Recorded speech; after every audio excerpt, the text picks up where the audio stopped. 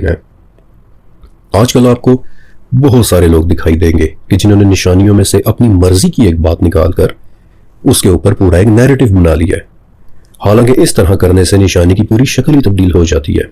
अलामात क़यामत में अपनी तावीलें बनाना बहुत ही ज़्यादा ख़तरनाक हो सकता है। मिसाल के तौर पर जब 12वीं सदी में मंगोल्स ने अटैक किया था तो अल बिदाया व नहाया के मुसन्निफ इमाम इब्न कसीर रहमतुल्लाह अलैह लिखते हैं कि चूंकि मंगोल्स मशरिक से आए थे और उनकी तादाद भी बेहिसाब थी और उनकी ज़ुबान भी अनफेमिलियर थी और उनकी गारत गरी भी बेमिसाल थी, तो बगदाद की अवाम प्लस बाज़ उलमा ने याजूज और माजूज वाली रिवायात को मंगोल्स के ऊपर फिट कर दिया और कहने लग गए कि ये वही कौम है कि जिनसे हम जीत नहीं सकते।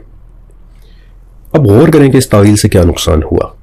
याजूज और माजूज के मुतल्लिक हदीस में आता है कि कोई ताकत उनका मुकाबला नहीं कर सकेगी बल्कि मुसलमान को हितूर की जानिब चले जाएंगे।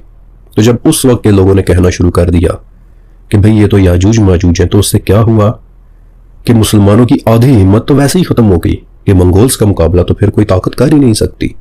और नतीजा क्या निकला? बगदाद के अंदर 5 दिन तक मंगोल्स बगैर किसी मुजाहमत के, बगैर किसी रेजिस्टेंस के, मर्द औरत और बच्चे में फर्क किए बगैर खून रेज़ी मचाते रहे। उन्हें रोकने वाला ही कोई नहीं था।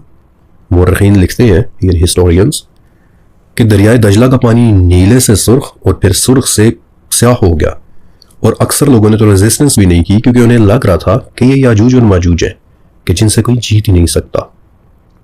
और सिर्फ मुसलमान ही नहीं, इवन के कुछ यूरोपियन पादरियों ने भी यही कहा था कि मंगोल्स इंसान नहीं बल्कि याजूज और माजूज हैं। इंग्लैंड के एक मुसन्निफ थे मैथ्यू पेरिस, जिन्होंने 1240 में लिखी अपनी किताब क्रॉनिका मेजोरा में लिखा है कि ये कौम यानी मंगोल्स नापाक गोग और मेगोग है कि जिन्हें खुदा ने शुमारी दरवाजे से हमारे ऊपर छोड़ दिया है। सो आपने देखा कि अलामात क़यामत की गलत तशरीह या अपनी तावील कर देने से इंसान कितना जल्दी और कितना ज़्यादा मिसडायरेक्ट हो जाए।